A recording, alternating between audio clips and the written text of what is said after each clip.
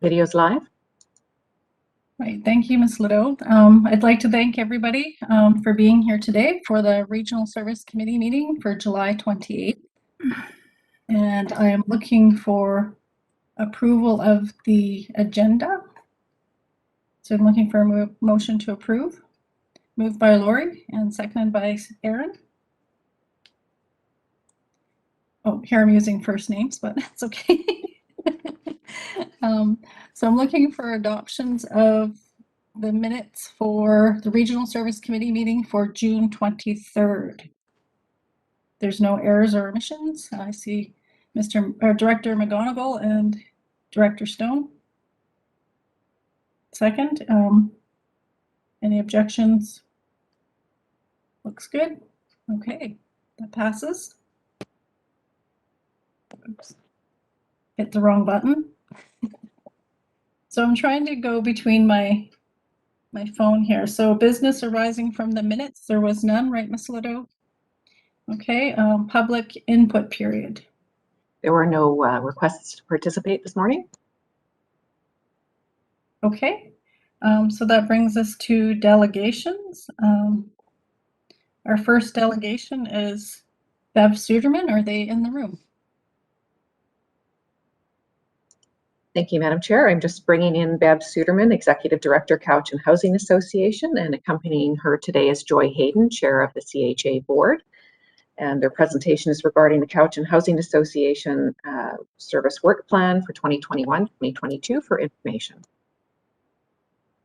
Okay, thank you. Thank you, Mr. Chair. Am I allowed to share my screen? Yes. Yes. Are you ready to go, Bev? I am ready to go. Yes. Okay, you'll have 10 minutes to make your presentation. And I asked the board members to turn off their video so it will give you more bandwidth. And don't forget to mute your microphone like myself. Thank you very much for having us here today. Our purpose today is to present to you our annual report as to how we've been using the funding from the Regional Affordable Housing Service funding.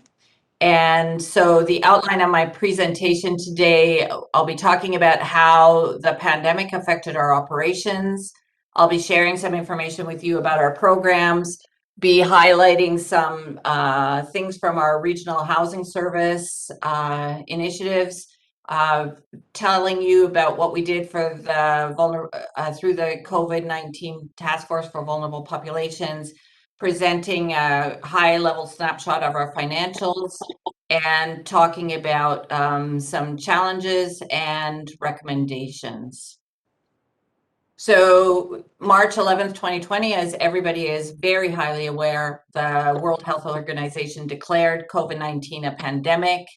There was a concern for the homeless population in terms of their ability to access services and their ability to self-isolate in the context of a pandemic. And so funding was made available by the province of BC to create temporary housing for people who are experiencing homelessness. So the COVID-19 Task Force for Vulnerable Populations was created, and they created an emergency housing plan. So Cowichan Housing Association ended up being a co-chair of that, along with the City of Duncan, representing the local leadership group. So what we've observed in the last year is that there's been a significant increase in homelessness. We know that there were 137 people identified in 2020, in March of 2020, actually just at the start of the pandemic, through the point in time count that was undertaken at that time. At this point, we have more than 200 people on a wait list for 99 units of supportive housing that are going to be built in the region. What we think has happened is that COVID has revealed to some extent that the hidden homelessness that we were seeing before, or that we weren't seeing before, maybe I should say. that people who were couch surfing or otherwise had ways to crash at other people's houses, all of a sudden, in the context of a pandemic, that option was no longer available to them, and they ended up living rough.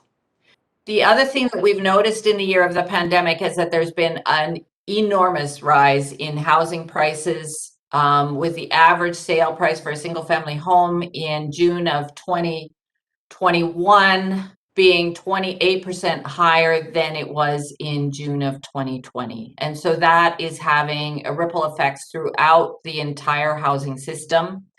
And lastly, I just want to observe that, in fact, there are two pandemics that are running simultaneously in our community. One is the COVID, where the state of emergency, because of vaccinations and so on, has been stepped back, but the opioid crisis continues.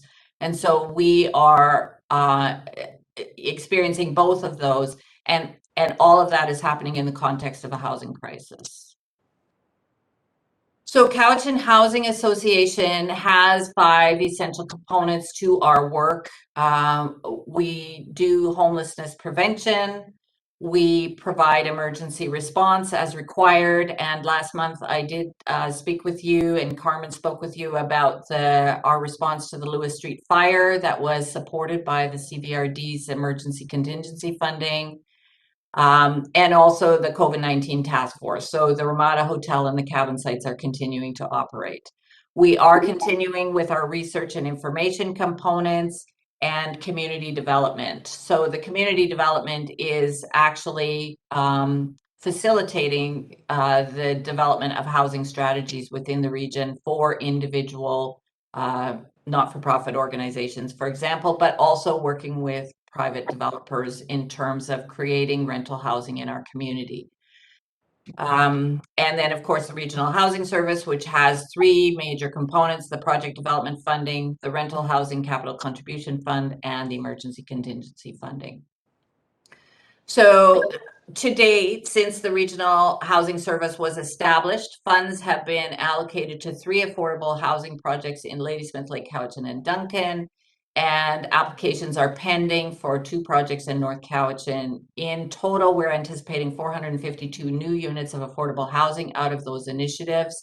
I think it's important to point out that not only has funding been allocated, but we expect this fall that there will be a major public relations campaign to announce the construction of the Ladysmith Resources Center Association. The equipment's already on site, the foundations are being dug, and so that project is moving ahead. So, you know, some of the highlights from the Rental Housing Capital Contribution Fund, which is 80% of the money, the 85% of the $500,000 annually for capital contributions. We were able to award funding to the Cowichan Lake Elder Care Society towards their affordable seniors development in the town of Lake Cowichan. So once they have all of their other funding in place, then we will be able to release those funds. In terms of project development funding, in the past year, funds were awarded to the Duncan Housing Society for the replacement for the Duncan Manor, the replacement and expansion of Duncan Manor, and also to the Cowichan Lake Elder Care Society to help them to prepare their project proposals to BC Housing. And the Emergency Contingency Fund, as you know, was $20,000 because none of those funds had been released since the beginning of the service. So there was a backlog there, and $20,000 was approved by the CVRD earlier this year to assist those displaced by the Lewis Street apartment fire. The COVID-19 task force is a very comprehensive group of leaders in our community representing the government sector, the non-government sector, and to a more limited extent, the business sector. So police are involved, healthcare is involved, not-for-profit organizations such as Canadian Mental Health, our Cowichan Community Health Network. All of these groups are involved with the COVID-19 task force. They were successful in getting funding for the temporary cabin sites. And earlier this year, we were able to negotiate an extension on the operational funding for the Ramada and for the cabin sites until March 31st, 2022. Although I will say that it's expected that with the completion of the Drinkwater Road site and so on, that the Ramada will be shutting down in terms of its emergency operations by, it's hoped, November of this year. Always with construction, there's variables around that. So these dates are best estimates at this point. So we are expecting new supportive housing in the region. Drinkwater Road, 51 units, opening October officially. That's still the target date, although I'm starting to hear rumblings that that might be delayed. And then White Road, 49 units, opening in the spring of 2022. We're also anxiously awaiting an announcement for the UBCM funding application for $2.5 million, which would fund a one-year emergency homelessness response here in the region. So again, a temporary response to this crisis that we're facing in the region. And Cowichan Housing Association has been invited to resubmit for the Rapid Housing Initiative, and we have a deadline of late in August. And if we are successful with that, that will bring in $14 million more in funding for permanent housing. The kicker on that particular project is that once the funding is released, the housing needs to be on the ground within 12 months. So we need to be very well prepared for that. So just so you know, the Cowichan Housing Association administered $1.6 million in COVID emergency response funding in the past fiscal year. Yeah. So our financials kind of look like this. As you can see, 84% of our funding for this year was for COVID emergency response. Our total budget was just under $2 million, out of which 6% we used for operations, 7% was related to our services. We received funding from the Reaching Home program, which is a federal government program administered by the United Way for Indigenous emergency assistance. The Lewis Street relocation funding constituted 1% of our total budget. The Cowichan Housing Needs Assessment, our part in that, constituted 1% of the total budget, and then COVID response, as I said, was 84%. Hello, Bev. Yeah. Do you need a little bit more time? I just need to get the board's approval for you to continue with your presentation. Am I out of time already? I'm sorry. It's Yes, I okay. need more time. Okay, that's okay. If it's okay, moved by Kate. And I can't see everybody. I see Mike seconded it, so you can continue. Thank you very much. So as I mentioned earlier, we are in the middle of a housing crisis and we are facing challenges. So there has been a dramatic rise in housing prices, as I mentioned, 28% over the last 12 months, but that is actually 84% over the last 5 years. So if you think about that in the context of life cycle, that is amazing, amazingly big change in prices, and it affects the ability of people to get into the market. This is aggravated to a certain extent by the stress tests that were put in place by the banks. And the most affected people, of course, are the first-time home buyers, despite the incentive programs around that. What we're noticing is that rental prices are ballooning, and we have an acute rental shortage.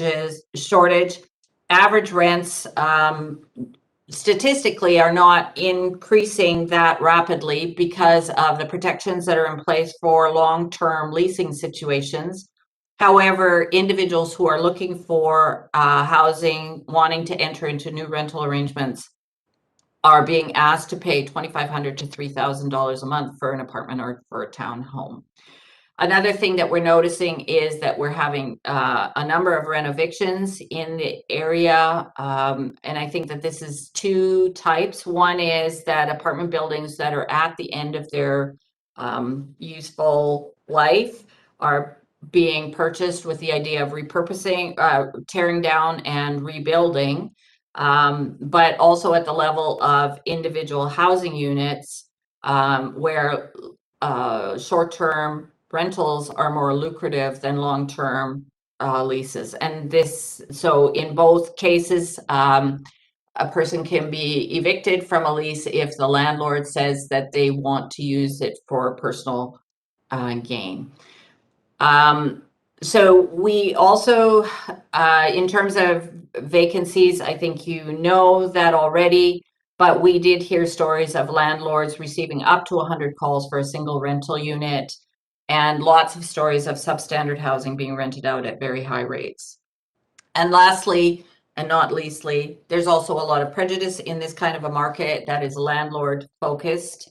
And so different groups of people are experiencing major issues with finding housing. I think that all of this situation demonstrates clearly that if the market cannot take care, that the market cannot take care of affordable housing needs, and there's a strong need for policy interventions at the federal, provincial, and the local government levels.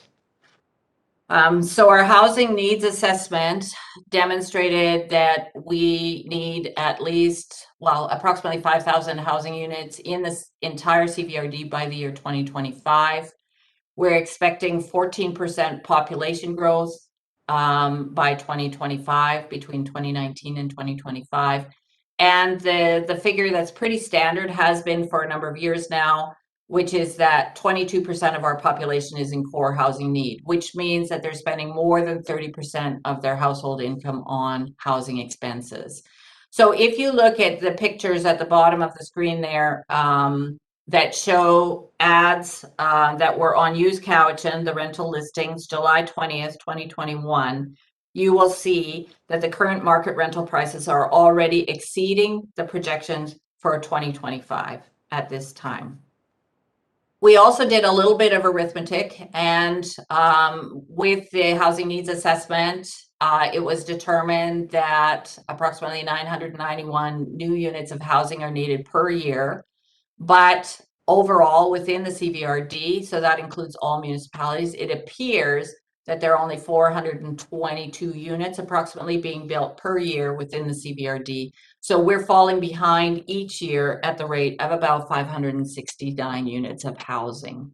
So all of this goes to create further shortages. What we need in the region is we need a comprehensive and consistent regional affordable housing policy framework. And we're thinking at the Cowichan Housing Association that those policy frameworks need to be organized around 4 particular themes.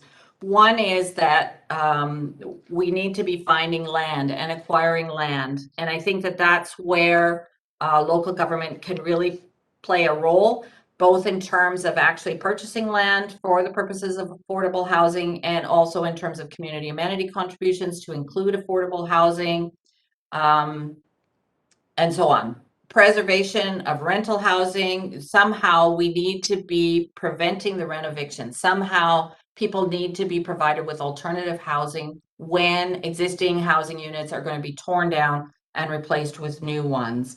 We may also want to consider regulating vacation rentals, because although it may not be quite as apparent in our region as it is in Victoria, for example, there are different kinds of strategies that can be used to regulate these things in order to prevent an impact on the housing supply. Another option is to allocate a portion of the MRDT to the creation of affordable housing, which I believe you're going to be receiving a report on sometime soon. We need some market barrier controls. So for example, one of the major barriers for people finding housing is that most buildings don't allow pets these days, and pets are major contributors to reducing social isolation. We also have a shortage of family-friendly housing in the affordable range. So we need to be thinking about a variety of actions within this category. We also need to be increasing the affordable rental stock. So one option is to fast track affordable housing applications.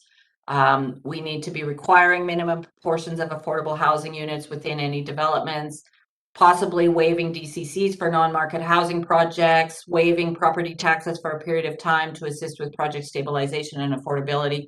So there are just a variety of ways to help make the numbers work in terms of these high construction cost dollars and so on.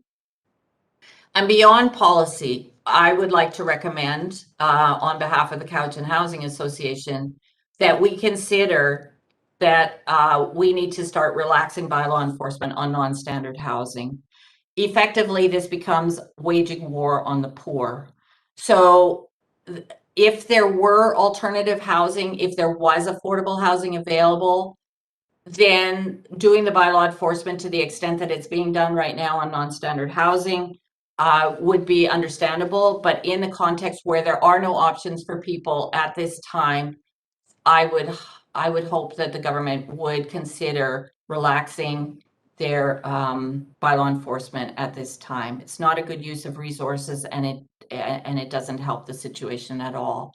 So in closing, my recommendations are that the local governments look to identify and protect all land that's suitable for affordable housing, including underutilized parkland, and designate it for those purposes and make it available so that we can be matching projects with land bases.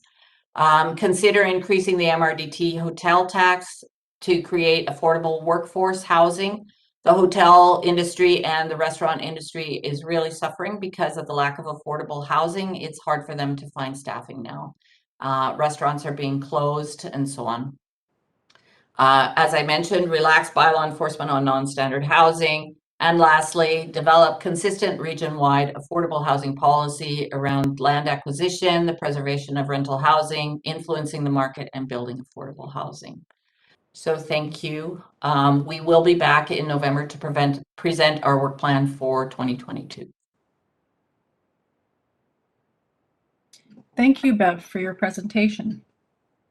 I'll just wait for your presentation to pop down. I see Kate, and I see Mike next. Thank you, Madam Chair. Through you to Ms. Suderman, Ms. Suderman. When you said the shortages, are they for people who are already living here mainly, or what's expected for those people and who might be wanting to move to the region? The shortages that we're identifying right now are for people that are living here. So I thought, it's kind of shocking, isn't it? It really is.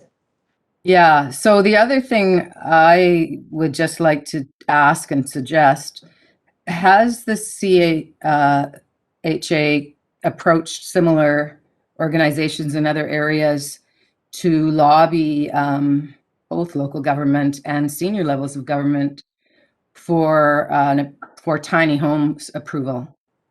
I'll just give you a bit of background. When I was serving on the I can't remember the name of it, but the group that meets, that I think Deb does it for us now. It's the Cindy Lise.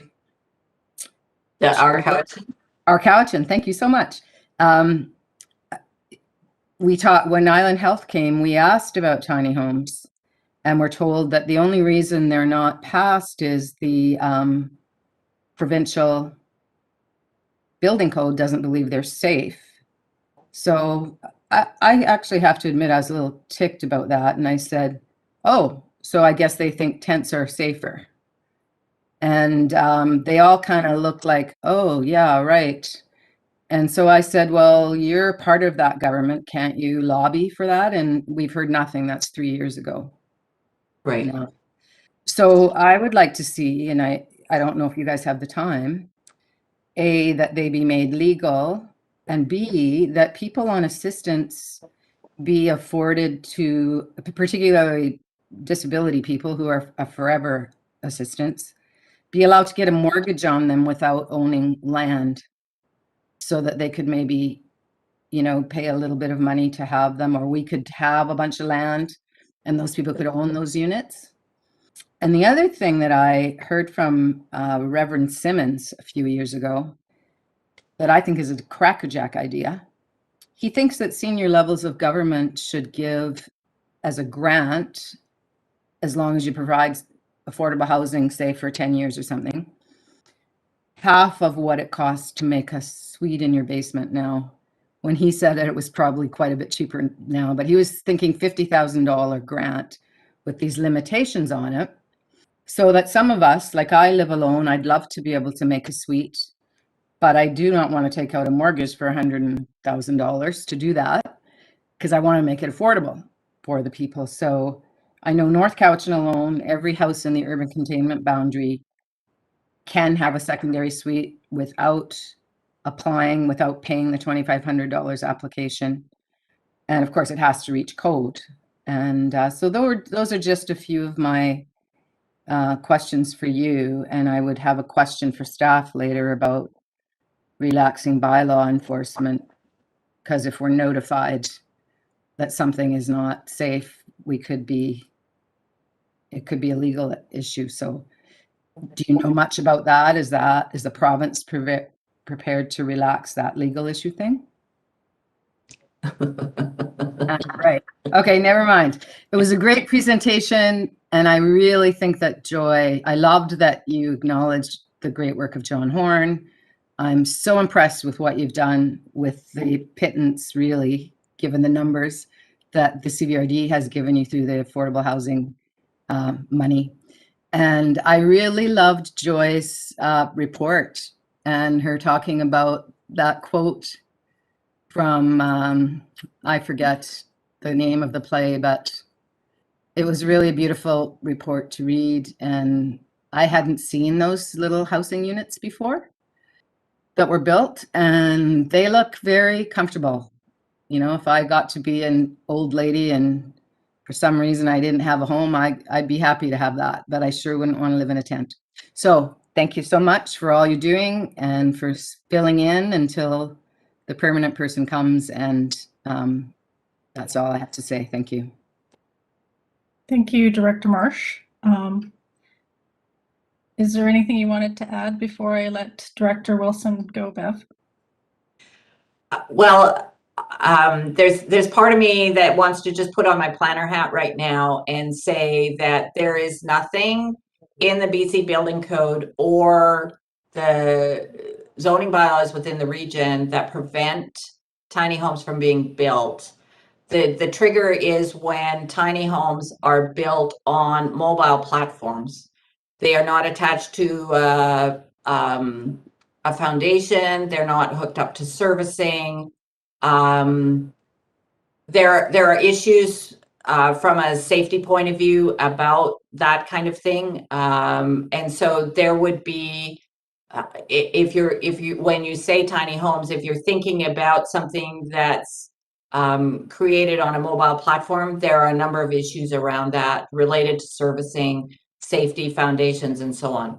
The BC Building Code does not, the term tiny homes can be a bit triggering, especially for bylaw enforcement these days. So what I would say is that the BC Building Code doesn't have any issues with housing units that are smaller than 300 square feet, as long as certain issues are being addressed. So that's from physical safety on the building's point of view. From a social context point of view, tiny homes that are mobile also prevent the creation of community because people are not committed to place. They also provide the opportunity for people to live in areas without contributing to the cost of that living. So it's actually externalizing. So again, not being hooked up to services means you're not paying for those services, not paying the taxes that cover the cost of creating the safe environment within which those tiny homes are there. But yeah, the idea of a tiny home village in, the zoning, there's nothing in the zoning bylaws that would prevent something like that happening on, for example, using something, for example, like a mobile home park zone as a base for considering. So that's the only thing I would say about the tiny homes. So thank you. I just have a quick follow-up, Madam Chair. Okay. Thank you. What we were told by Island Health was the issue was with the sleeping quarters above the height of the sleeping quarters. So I think I hear you saying that there might be a way to make this happen, and maybe we can have a chat offline about what's needed. Yeah. Would that work? Thanks, Bev. Yeah. That'd be great. Thank you, Director Marsh, and thank you, Ms. Suderman. I had Mike next on my list, or Director Wilson, sorry. Thank you, Madam Chair. I know there's lots of other people who want to speak, so I am going to be very brief here so that we don't waste any time. There was a business case, as I recall, with the Ramada Inn that was presented to Mr. Horn. And I note that you say that that closure is expected in November 2021, if I heard you right. Was there any consideration given to that business report regarding the possible purchase of that facility to act as a permanent operation? And this ties back into what you said about the land provision and acquisition. So there are some things here, and I'm just wondering whether any thought has been given to the acquisition of the Ramada, because it seems to be working extremely well right now. Thank you. Yeah, thanks very much for the correct question, Director Wilson. Absolutely, a lot of thought has been given to that, and some discussions have even taken place with senior levels of government about whether that's possible, and the answer at this time is no. Okay, so that will be continuing. Is that, sorry, Madam Chair, just a quick follow-up. Yeah, so that will be discussing continuation of that, because as I say, as far as I know, that is being that particular facility is really working very well, and more it has the potential for future expansion. Thank you. All very good points, and yes, we would like to continue those discussions. On the other side, what I'm hearing is that if we were to purchase the Ramada Hotel for such a purpose, we would lose the only conference center available in the region. And so there's economic development arguments against that particular property for purchase. But yeah, I'm feeling kind of between a rock and a hard place on this particular one, because we do need more permanent facilities for sure. Thank you. Yeah, thank you, Madam Chair. And just to comment on that particular one, which I'm sorry to have to point out, you've pointed out more than once that we're in a housing crisis. We're certainly not in a crisis as far as conference centres are concerned. I would much rather see it go towards alleviating the housing crisis than I would to bring other people in to talk about stuff. Anyway, thank you very much for your presentation. Thank you, Director Wilson. I seen Director Morrison's hand up. Was that correct? McGonigal. I think you had others before me. Director McGonigal. Thank you very much, Madam Chair. You're doing a fine job. Deep breath and we'll get through this. Thank you very much, Ms. Suderman, for your very comprehensive presentation. Just a couple of comments, if I may. We certainly appreciate the funding allotment for the town of Lake Cowichan on the Cowichan Elder Care project. Unfortunately, we were not successful in the application to BC Housing, but we are looking at other opportunities for funding and look forward to that being released when those do come in place. One of the things that I have been a champion of for quite some time is incorporating rental-only zonings into new developments and how we can implement that into our community plans. With new developments allocating a percentage of those for rental-only projects within the whole development. I think that is an avenue that we have not explored extensively enough as other communities, larger communities, mind you, but it could take a little bit of the rental market crux off the books if that was allocated. So just a comment. Thank you very much. Thank you, Director McGonigal. I think did I miss anybody before? Ian? Oh, go ahead, Director Morrison. I had seen you, Lynn. Thanks. And I'm going to go to a fairly specific segment of the things that you deal with, Bev, and that's the rental market situation. Currently, I noted it's kind of bleak looking. I'd say at this point it's being decimated by two factors.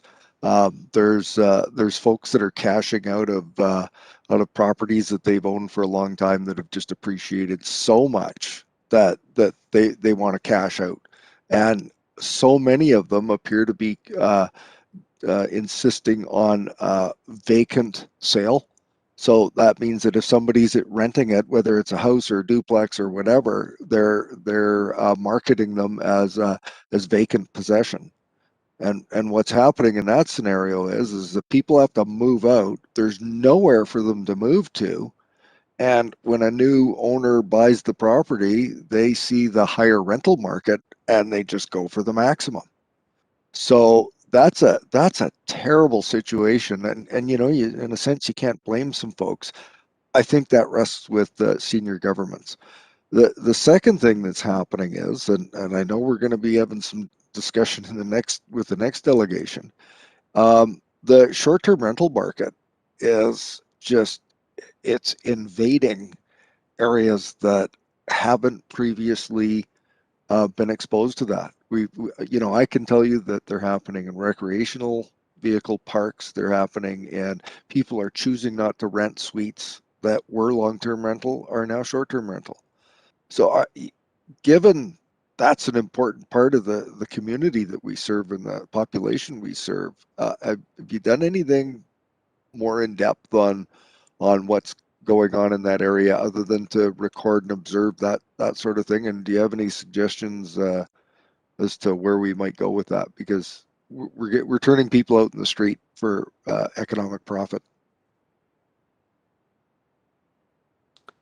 Yeah, thanks for the question, Director Morrison.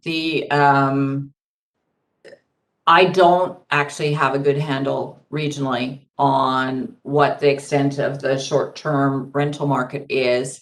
I'm thinking that possibly the economic development arm of the CBRD may be tracking that. I know that recently a change was made to the MRDT conditions, which allows for that funding to be allocated towards the creation of affordable housing. And certainly we would be very interested in pursuing that kind of an arrangement. I realize that the tourism industry, which is essential for creating jobs, is in recovery, shall we say, post-COVID, and so they probably would not be open this year to an increase in the MRDT tax, and possibly we wouldn't be ready for any kind of new projects on that this year. But certainly looking ahead, I would hope that the CBRD board would consider increasing the tax. There's two components to that. One is the hotel room tax, which I'm just going to say, apparently there's money in the budget this year, because although there was no travel, the hotels were full of homeless people. So the homeless people are in fact funding the tourism marketing for this year and going forward. So I just want to make that little point, not that I want to be too radical about it or anything. But the other component of the MRDT is on the short-term rentals, the vacation rentals. And so there's two components to that particular tax. And so I'm thinking that through the application of that tax, we might be able to get a better sense of how extensive the short-term rental situation is in our region. Thank you, Ms. Suderman. Before I go to Lynn, I think I seen Director Nicholson's hand up. No, okay, so Director Smith.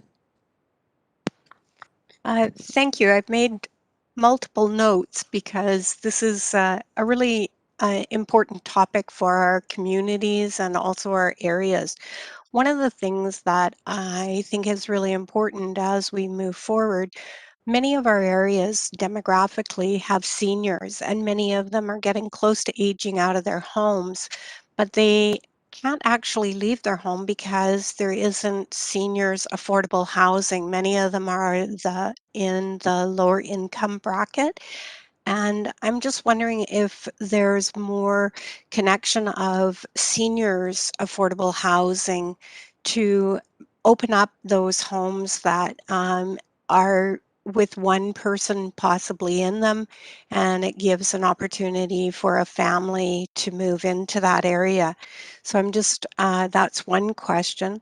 Having talked to people that have, say, come from an opportunity where they've had a good return on their investment, say in Vancouver, and they've been able to buy 2 homes here in the Cowichan Valley, they are moving away from the rental of one because they're having so many complications with either the renters or the BC regulations involving rental. The ability to increase rent is very limited for them in some ways. So a lot of them are making that change, and they're removing their additional home out of the rental market, which is unfortunate because I think that's really also having an impact. And we are currently in a drought situation within our areas. And when we talk about building additional homes, we also have to look at water sustainability. And that's something I'm also wondering if you're having an opportunity to look at along with the affordable housing. So I'll leave you with that, and thank you for your presentation.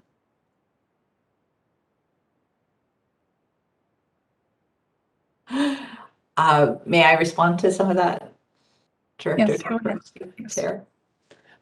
Yeah, so great idea about the seniors aging out of their homes. There has been some talk about trying to create a matching program so that possibly seniors could continue to live in their homes with another family, if there could be kind of a matching, which would reduce social isolation for the seniors, potentially provide more affordable housing for a couple, a young couple, or a young family. I think it takes very special people to be able to share their homes with other people who are strangers. And that kind of gets into your second point there, Director Smith, about the complications of being a landlord. I don't know how much becoming a landlord has become more complicated than it used to be. I think there's less tolerance for these kind of complications in our lives today. One of the things that is really benefiting renters at this point who are in a more long-term situation is that they do have the protections of the Residential Tenancy Act, so that the landlord is only able to increase their rent by a certain amount per year, unless there's some major renovation or something, some major justification for increasing it beyond the limits specified in the Residential Tenancy Act.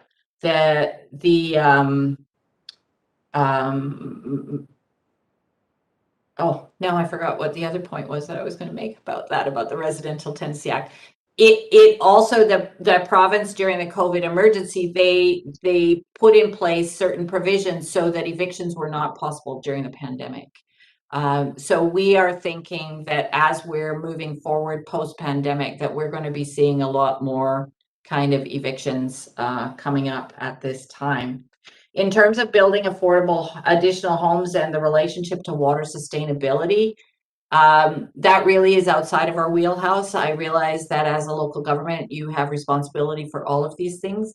I think the reality is that the growth is going to happen. The people are coming. And so we have a choice as to what kind of community we want to have. And I think that there's things around like purple pipes and different things like that that I'm just not seeing being implemented yet, even though they're part of the legal framework and they're part of the possibilities. So water conservation measures are not being taken up in a big way. Purple pipes are not being taken up in a big way. And so there are options and possibilities. Perhaps the affordable housing projects are not the ones where these things should be experimented upon because they do add cost. But for those expensive houses that are being built everywhere, perhaps those are the ones where some of these water sustainability measures should be enforced onto. Anyway, just my thoughts on that topic. Thank you for the opportunity. Thank you, Ms. Suderman. I've seen Director Ianardo next. Thank you, Madam Chair. My question was asked via Director Morrison. Thank you. Thank you. Have I missed anybody else? Director Manhas.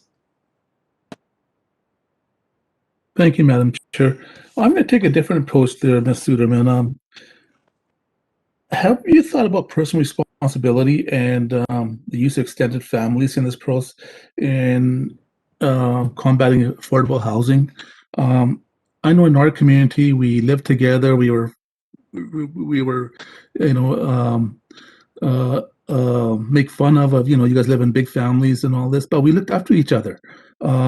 If any of our family members or kids are in trouble, we take them in, we look after them. We don't throw them out after 18, after the turn of age of 18. I'm sure these people have extended families, and if they don't, let's take care of them. The people that really need the care, let's take care of them. But I think we should be actually focusing on the family.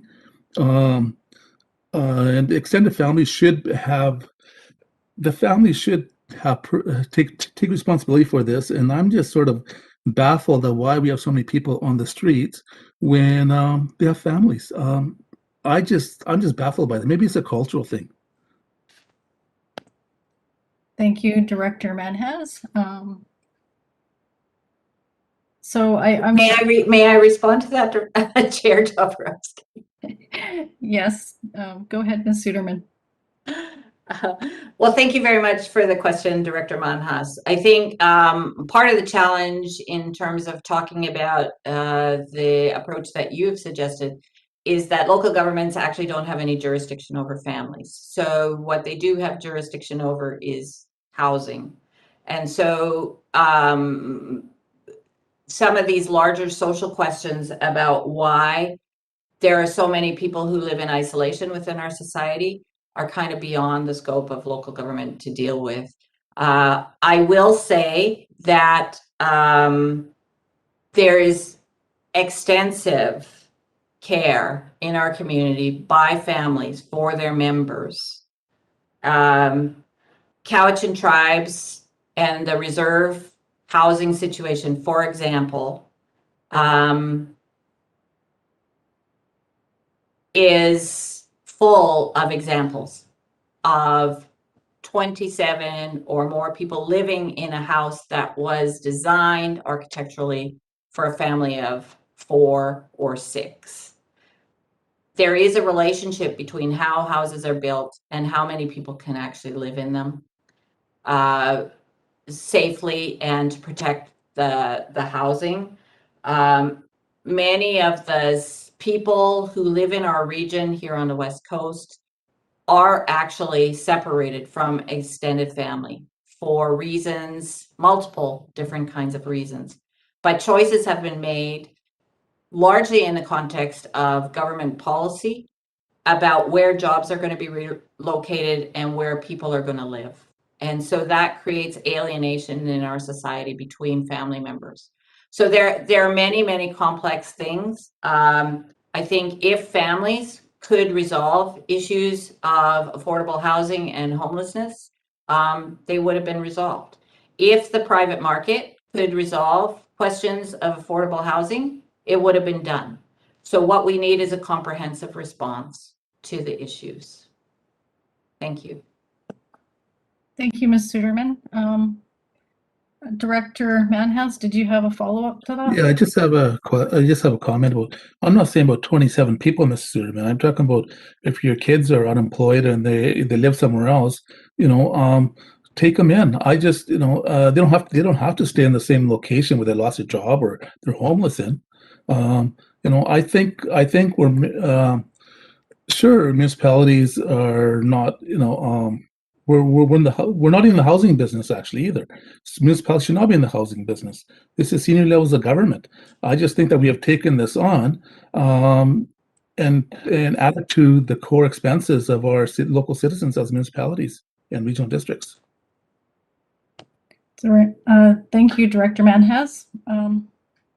I just want to say that you hit a nail on the head there, because what Ms. Suderman had mentioned about 27 people in a home and that not being safe, I think those are some of the options. And if you live in an apartment with 2 bedrooms and you have someone that may be living on the mainland, one of your relatives needing a place to stay because they just lost their job or their home or both, it doesn't allow the landlord to get, some landlords are like right on top of you as soon as someone comes into your house and stays for the night.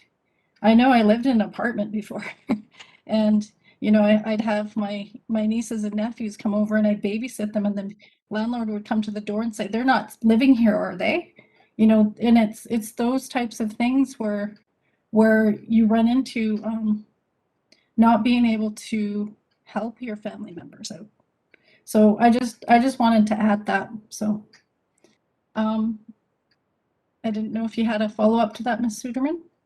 Okay, thank you. I think I've gotten everyone. I see Director Smith has her hand up. Go ahead.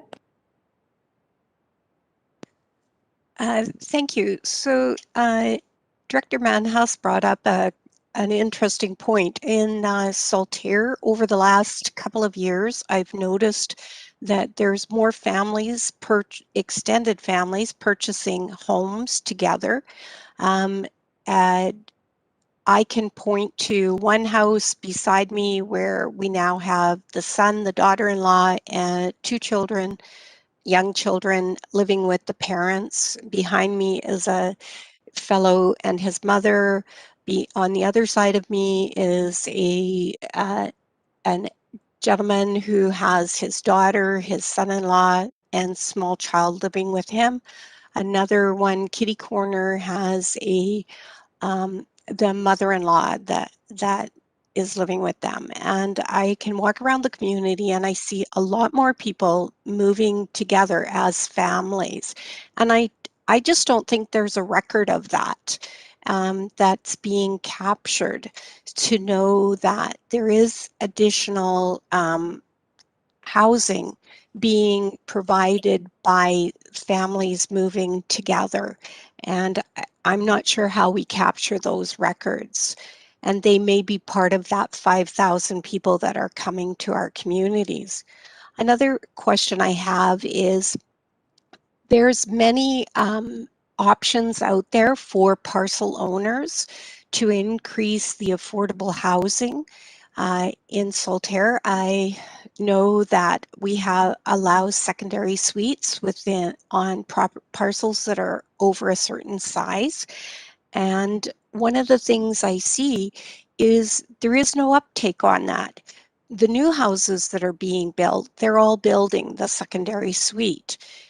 And that provides for affordable housing, aging parents, younger families, quite a few options in that area.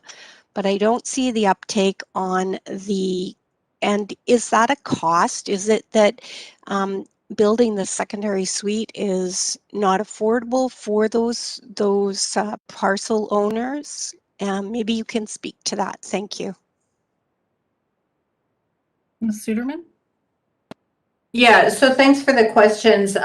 In terms of your first point, Director Smith, I think that once we have the 2021 census data around housing, which will be released next year sometime, we might get some kind of insights into how household composition is changing over time in our region. And so we just have to wait for that data to come out. In terms of uptake on suites, it is far more expensive to retrofit a home for a suite than it is to build a home with the suite, or at least suite ready, at the time of construction. So that might be one particular barrier. The other barrier is that people that are building new homes now are building much more expensive homes than the older homes that don't have the suites in them. And so people are able to live much more affordably in their homes and don't need the mortgage helper. Whereas people buying the newer homes, they need the mortgage helper in some way or another. And so that also affects it. And I think that for people to retrofit their homes for a secondary suite, generally that assumes that they're making it available for a financial reason rather than a specific family reason, whereas many of the newer homes, as you mentioned earlier, these kinds of accommodations are being built into the homes and extended families are moving into them in that way. So it's kind of a complex situation, this intersection of housing and family structure and economics. But yeah, it's interesting to see how it's changing. Thank you. Thank you, Ms. Suderman. I'm being mindful of the time, and we do have another delegation that's waiting in the waiting room. So I will ask Director Marsh to keep her comments short.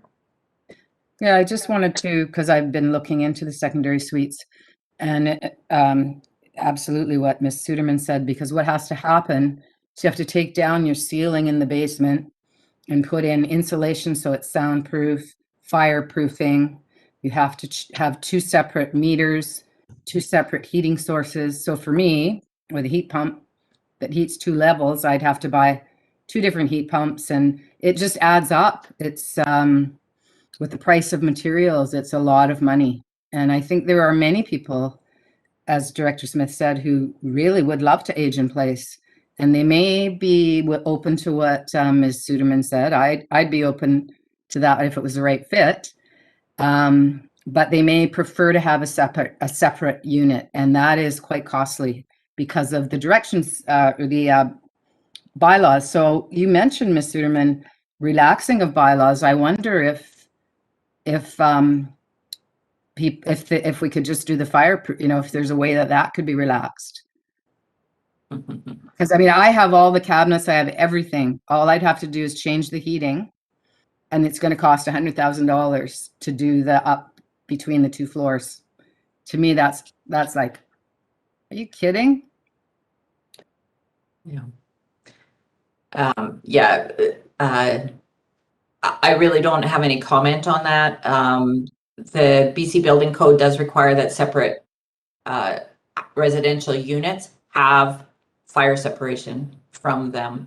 But I think case in point, for somebody to consider investing $100,000 in their home to put in a secondary suite when they're of a certain age, they wouldn't recover that investment. So that's kind of one of the major barriers to retrofitting homes for suites in a legal fashion. There are plenty of illegal ones, but in a legal fashion.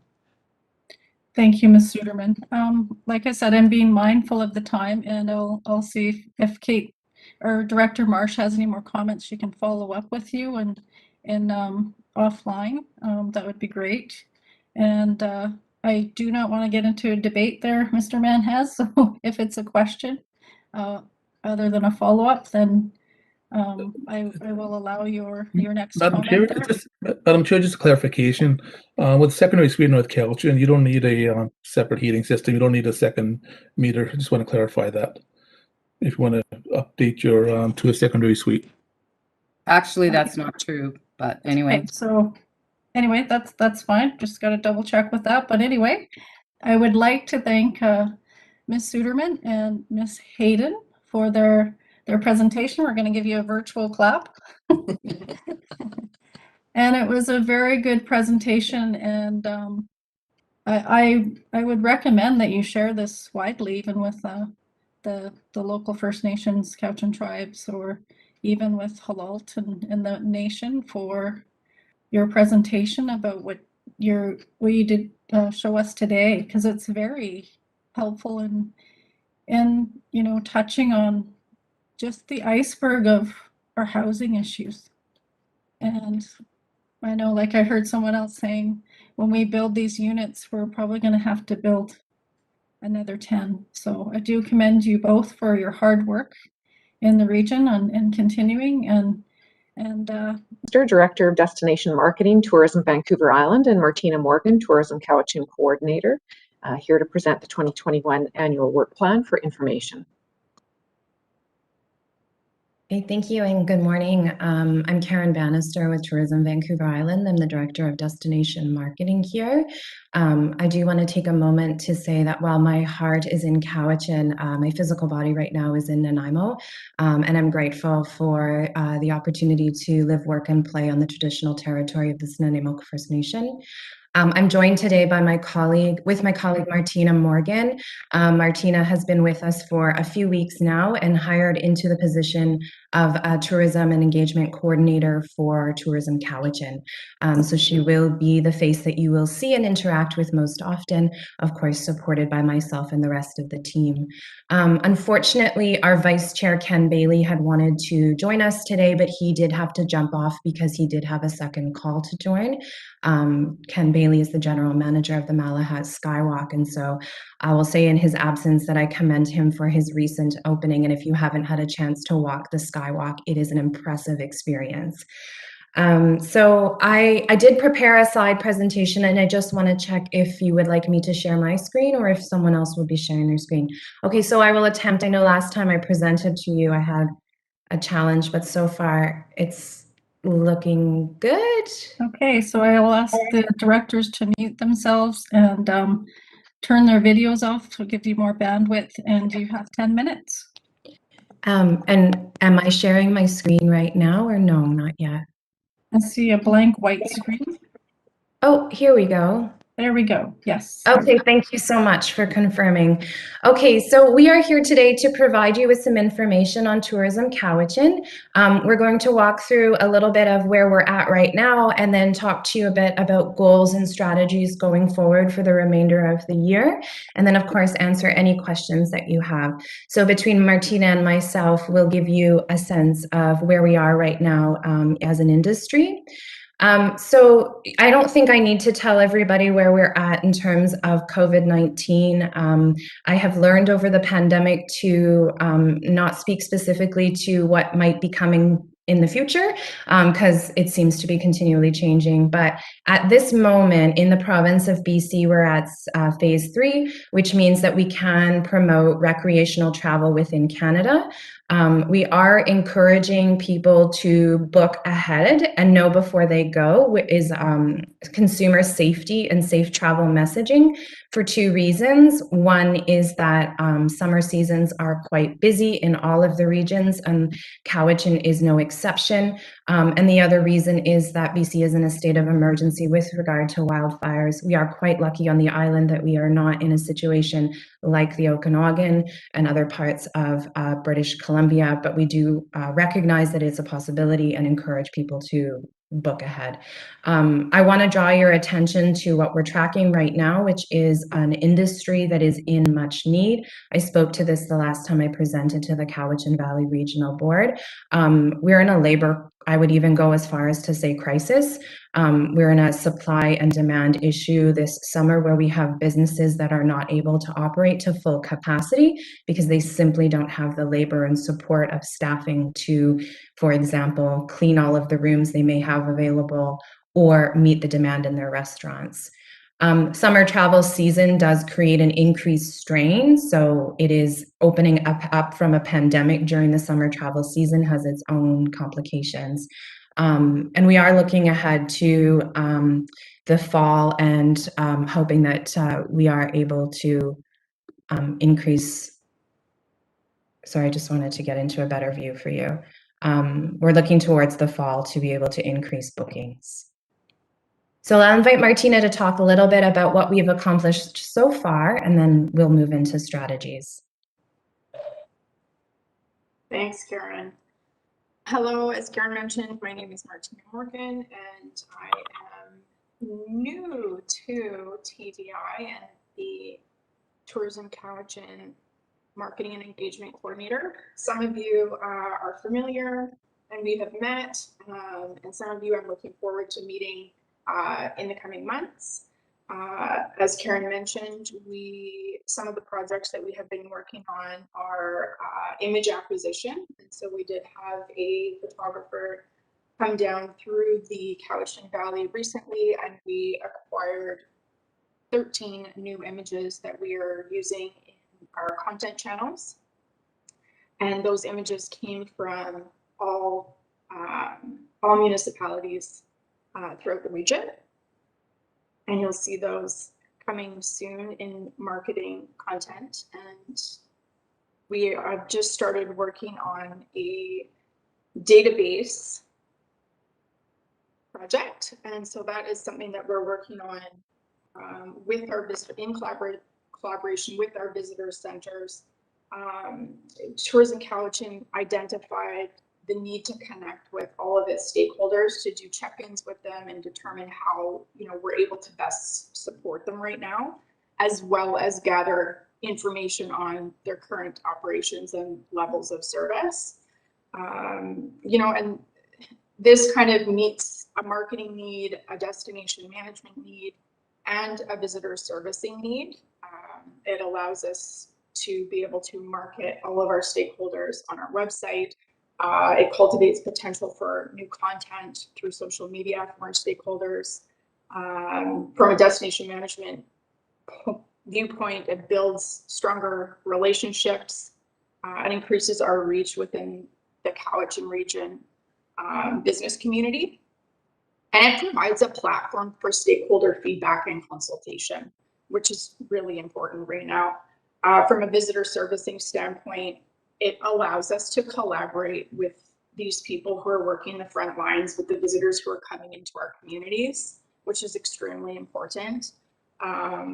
It creates an updated database that allows us to know who's open for business and what's going on, so that they can better direct those people. And moving forward, it really just builds a foundation to be working together on shared projects. And working through engagement within our communities. Karen's, you know, started that wheel turning before I came on. I've been on for about 4 weeks and have had the pleasure of meeting people in each different community. Some of those, you know, some of those people are at the City of Duncan, the Municipality of North Cowichan, the CVRD.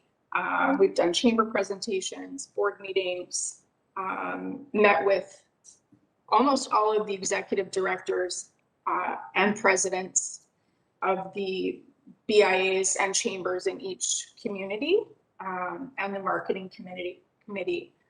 I have personally met with over 20 stakeholders in the last few weeks, and all of those, you know, being one-to-one when we can, and when people are comfortable with that. So that's been really a great opportunity for us to get some good feedback and find out what's going on in our communities, and just really open up those communication channels.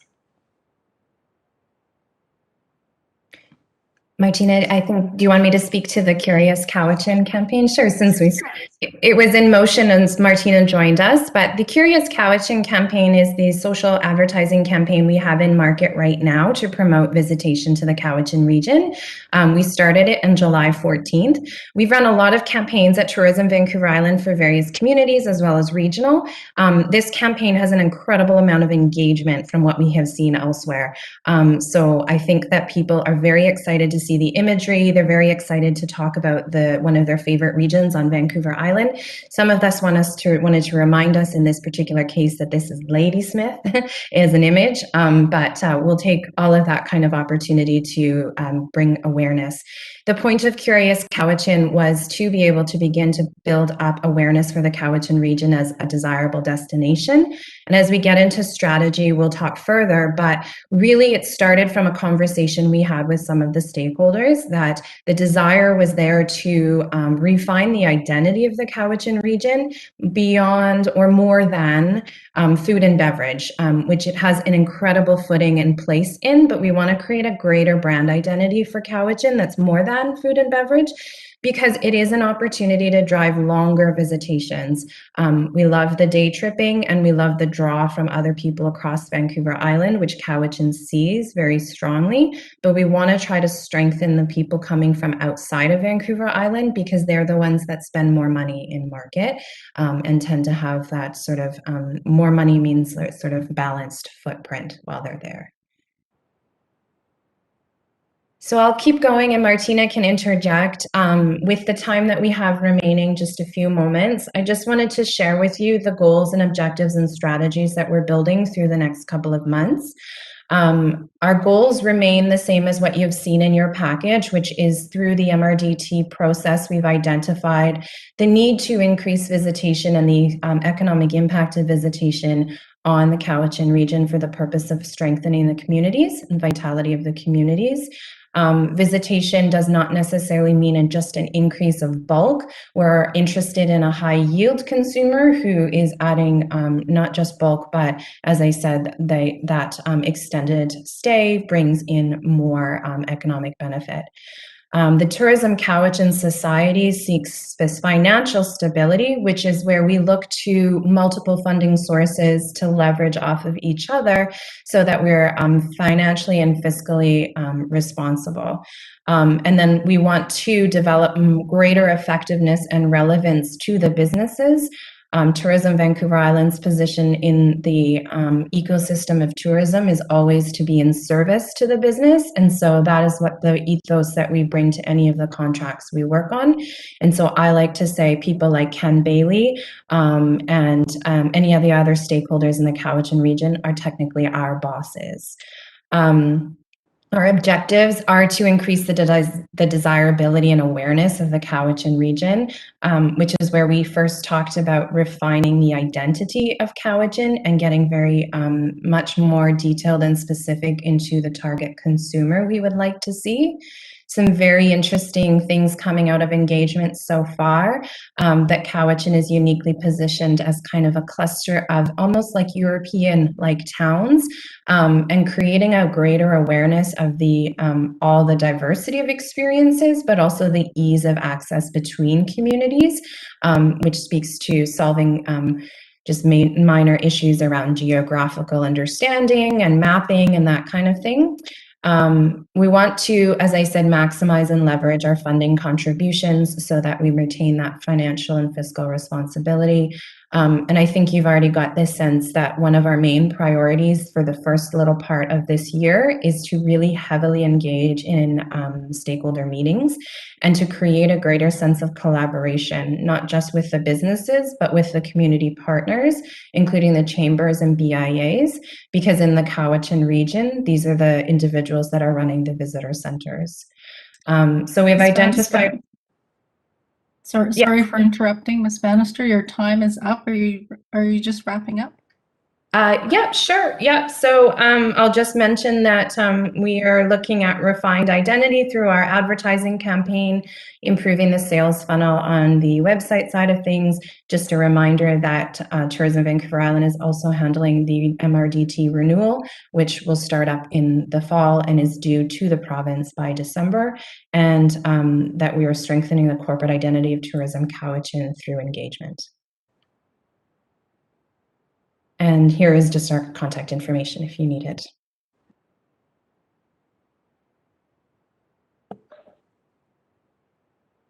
Okay, hoping everyone saw your contact information clearly and got it. Thank you so much. I know 10 minutes seems to go by sometimes so slowly and so fast, but I'd like to thank you for your presentation, Ms. Bannister and Ms. Morgan. And I'm looking for the board to see if there's any hands for questions for these two. And I don't, Director Marsh. I don't actually, I have only one question through you, Madam Chair. Do you feel that the lack of ability to fill the jobs is related to our previous presentation on the lack of affordable housing?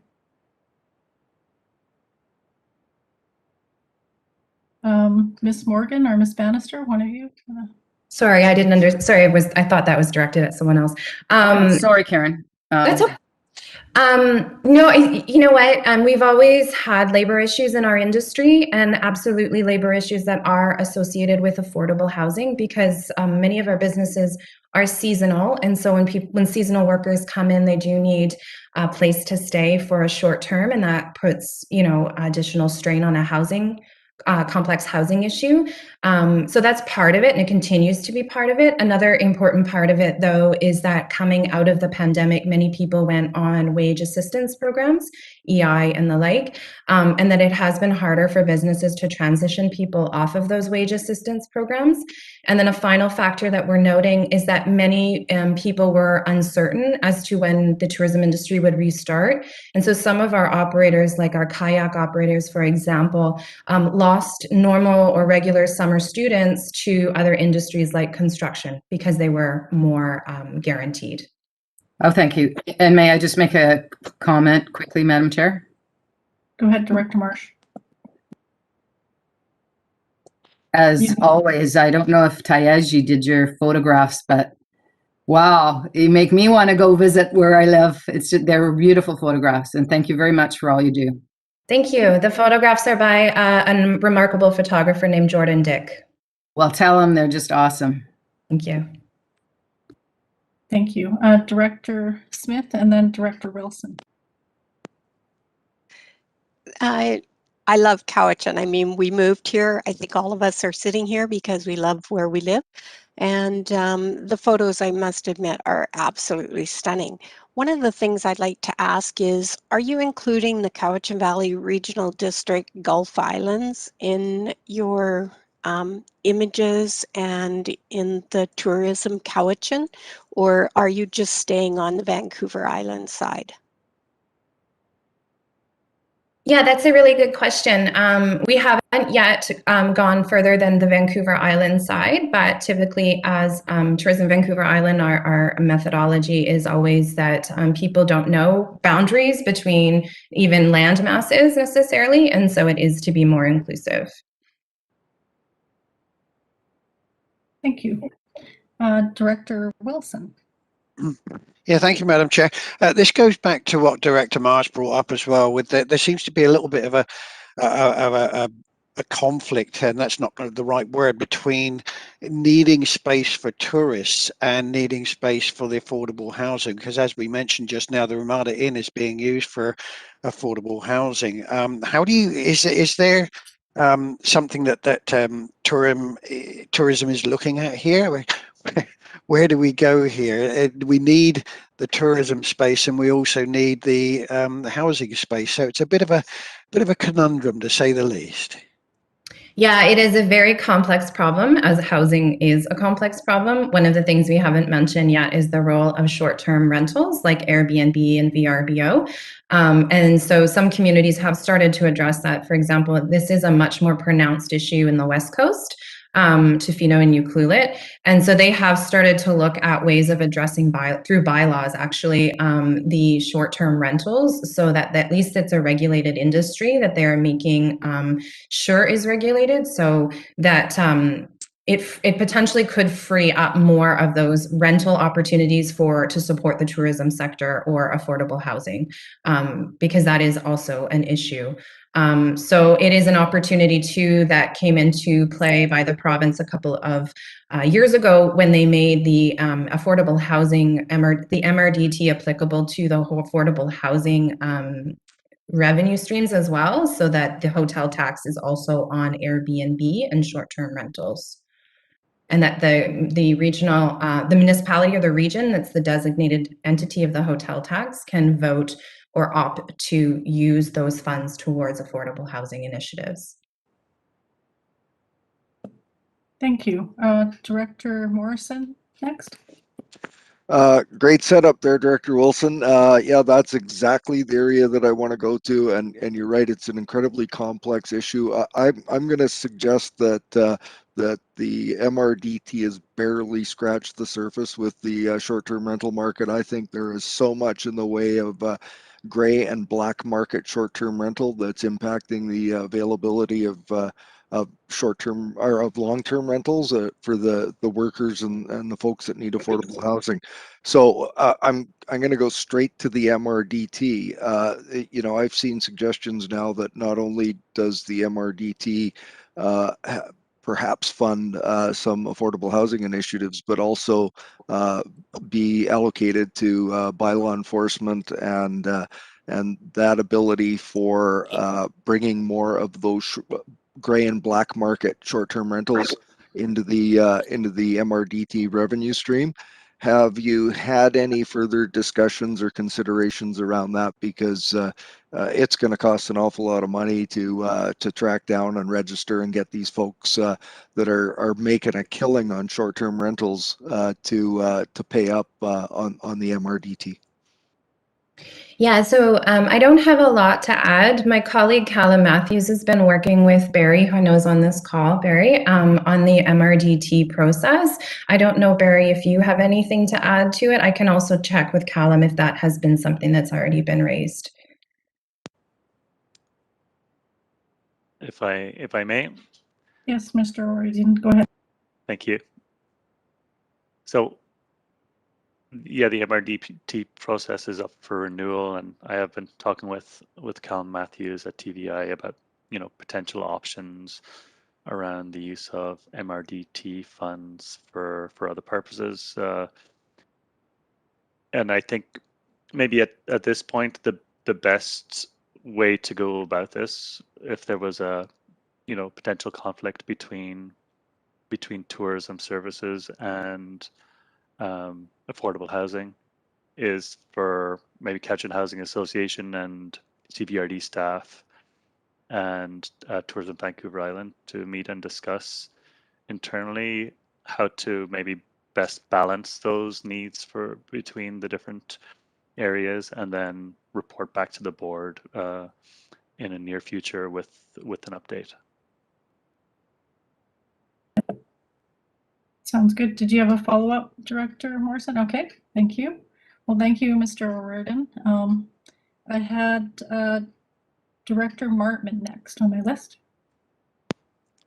Hi, and thank you, Chair, and through to Tourism Cowichan, and thanks for the work you do, and I appreciate it. I have a question that you may, I don't know if it's a fair question, but if you're driving from Nanaimo to down through Cowichan, where does Cowichan start? And you don't have to answer that. And I think it's just a pointing out that you're talking about boundaries earlier. And how does a person know when they've come into Cowichan, and do they drive all the way to Duncan and go like, oh, you know, I've gone through part of it and I missed that. So I was curious on your thoughts around that.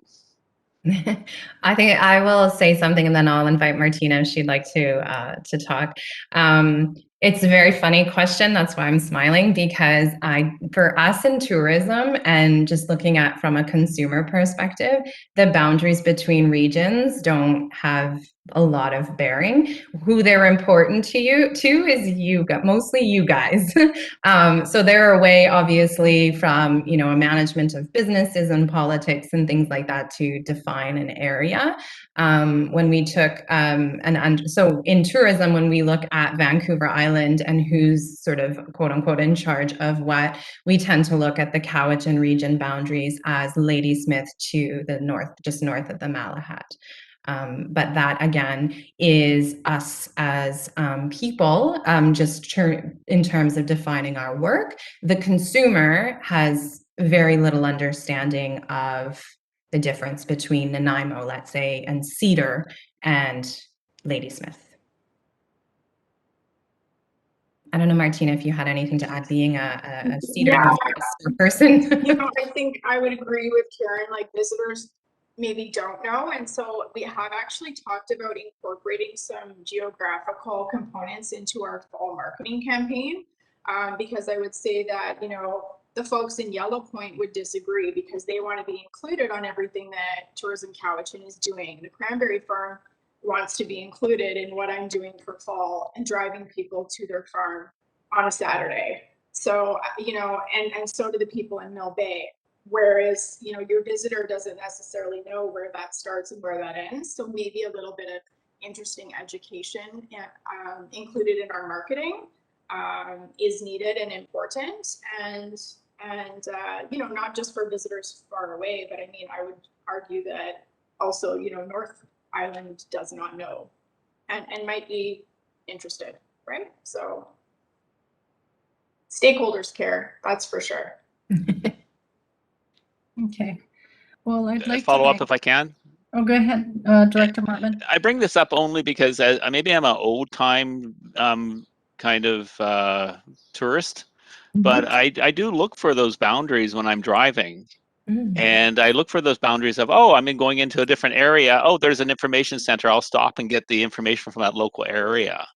And so I guess I do see that not just as a person that lives here, but also as a person that travels. And I look for those demarcations because I'm surprised when you go like, oh, I'm at the airport. Oh, I'm entering North Cowichan, or I'm entering Cowichan, not North Cowichan yet.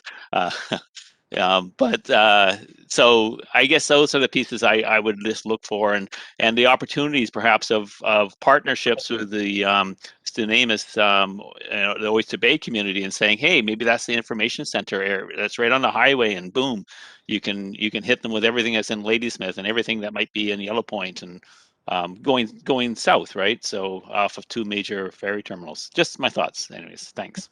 Thank you. Thank you, Director Martman. So if there's no further hands, oh, I see. Oh, I missed Director Ianardo. Thank you, Madam Chair. I just wanted to note that I see in those beautiful photographs the Maritime Museum in Cowichan Bay.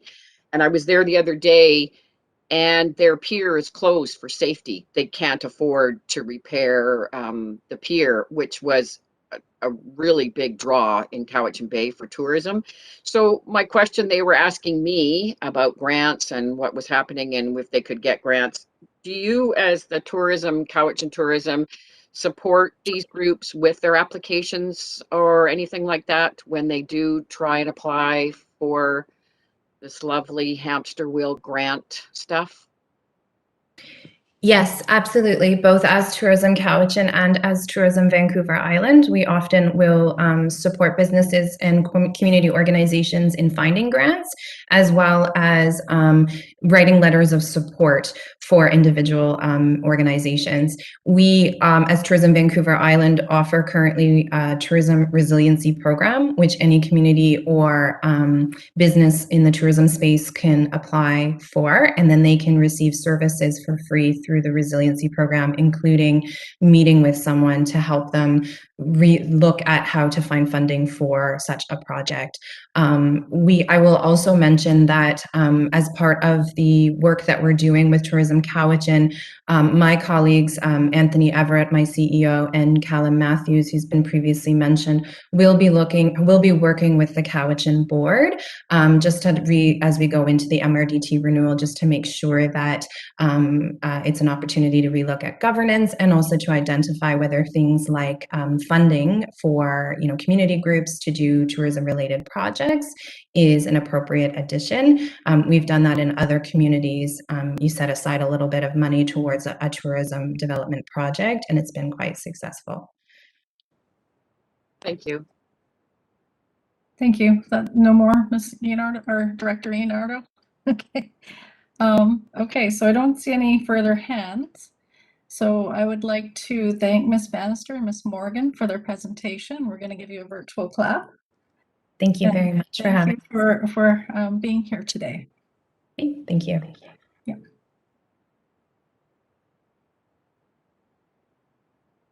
Yeah. Ms. Ledoux, I think before we move on to reports, I think that's next on our agenda. Could I call for a 10-minute break? You read my mind. What a good idea. Okay, so we'll be back here at 11:10. All right.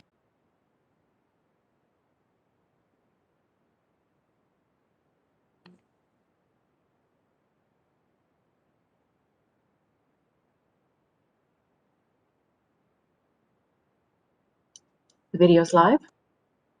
Thank you, Ms. Legault.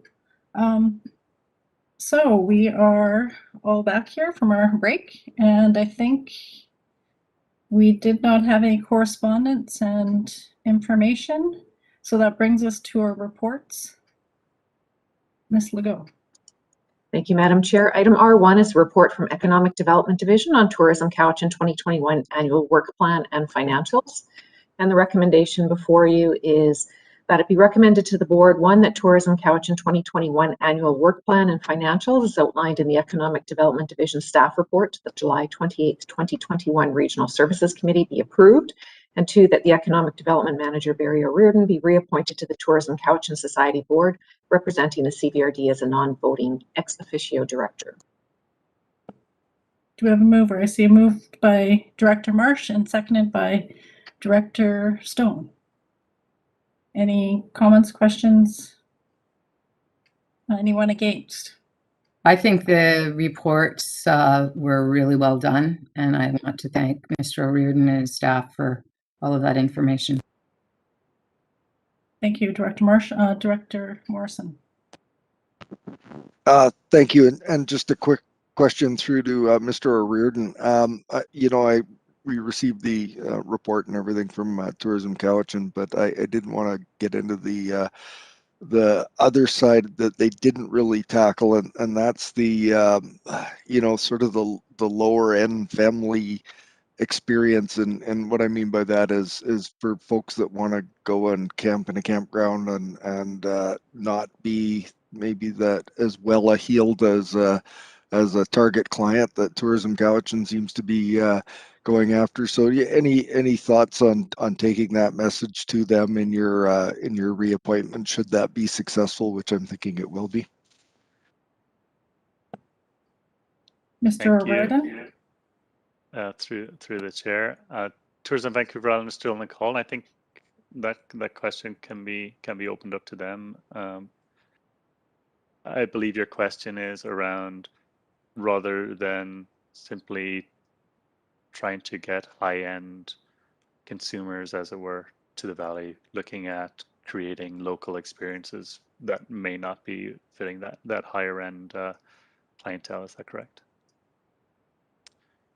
Yeah, so I mentioned the longer stay, higher yield consumer based on the research we have so far for the Cowichan region that shows that the Cowichan region is already quite strong in the reach for more of the day tripping.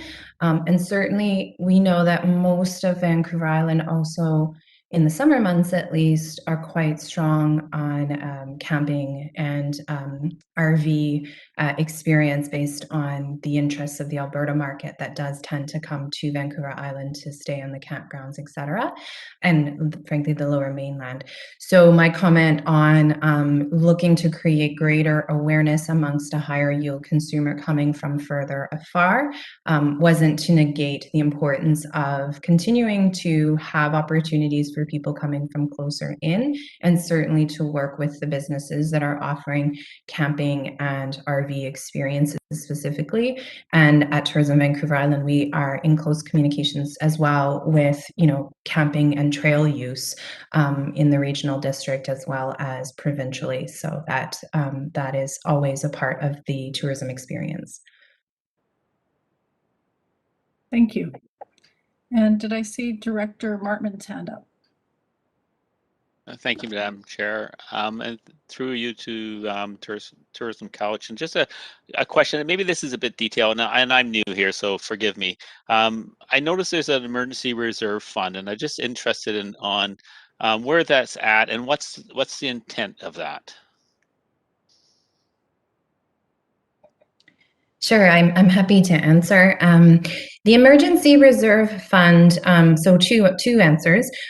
It is typical and encouraged from a management perspective that a community destination management organization have an emergency fund that covers about 6 months of wind down fees. So in the event that all funding sources cease, that the society is able to wind down appropriately, including covering staffing costs and not end up in arrears or a bankruptcy situation.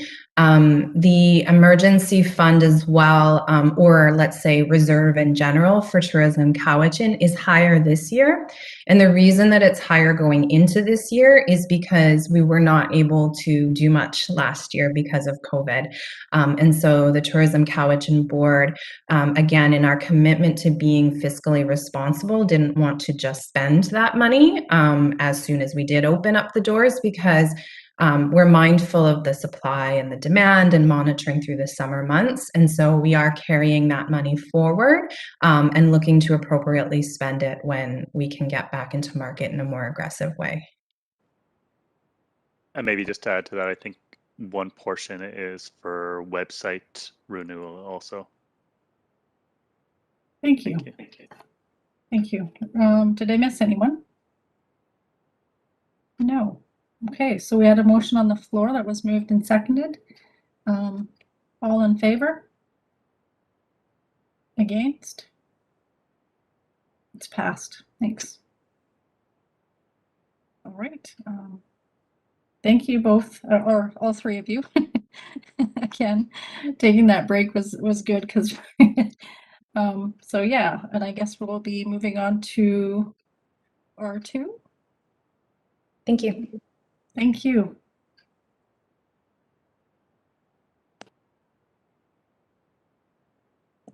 Ms. Lowe? Thank you, Madam Chair. Item R2 is a report from Environmental Services Division on a financial contribution agreement with Halalt First Nation. And the recommendation proposed is that it be recommended to the board on July 28, 2021, that a financial contribution agreement for a maximum of $5,000 with the Halalt First Nation be approved. Okay, see, Ian moved or Director Morrison and Director Stone. And I see Director Martman has a question. Thank you. And through to staff, I'm just being new again. I'm going to throw that one on the table many times. I'm interested in, is this a standard way of providing money for consultants? Is this how we do things, where we ask for a representative and then we support that representative through paying money for consultants? I'm just not familiar with this. Through the chair, I can respond to that.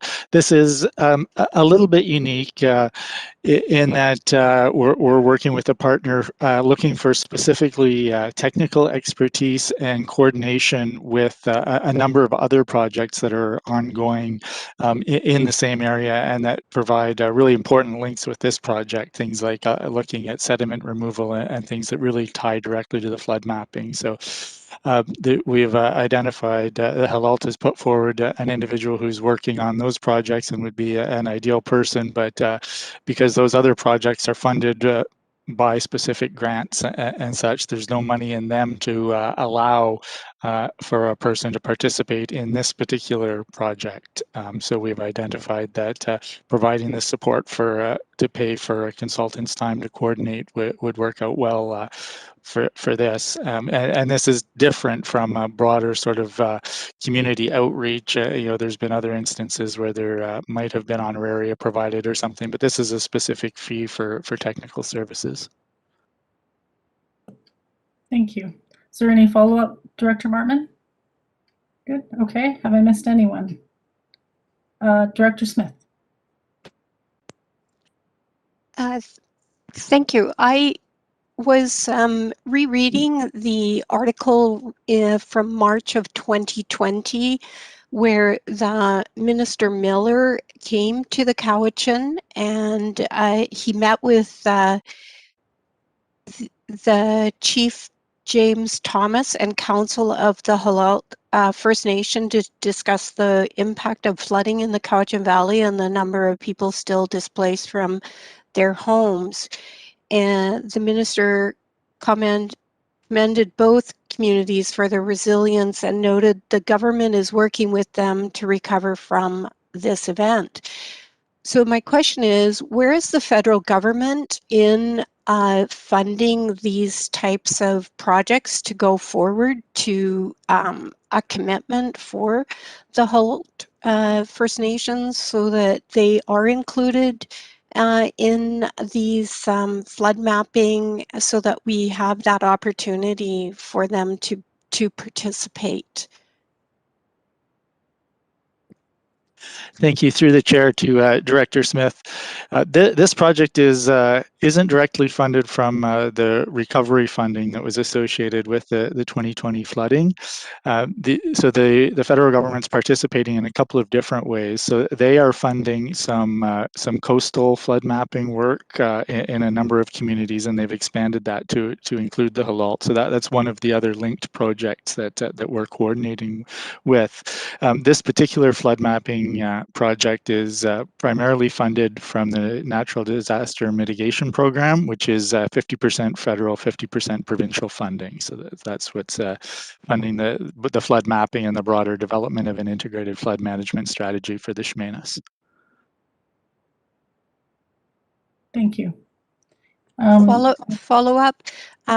Just so you're saying that the CVRD is receiving for 50% funding from federal government and 50% funding from the provincial government for this project. Is that correct? Yeah, that's the NDMP grant, and that's common to any of their grants. They're 100% funding, which is a wonderful opportunity for us to pursue these kind of hazard and risk analysis projects that we can't otherwise pursue.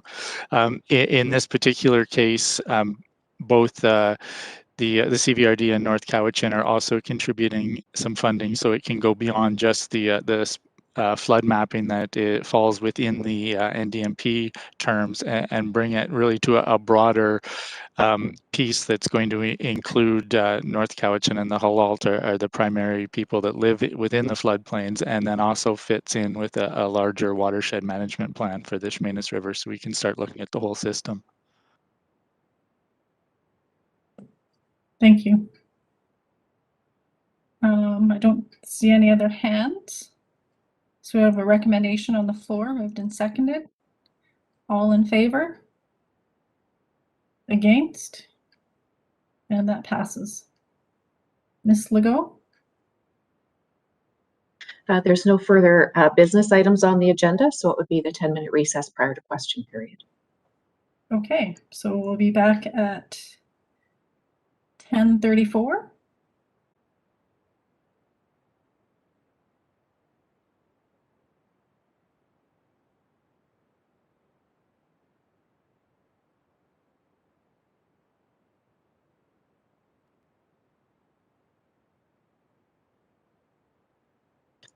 Video's live.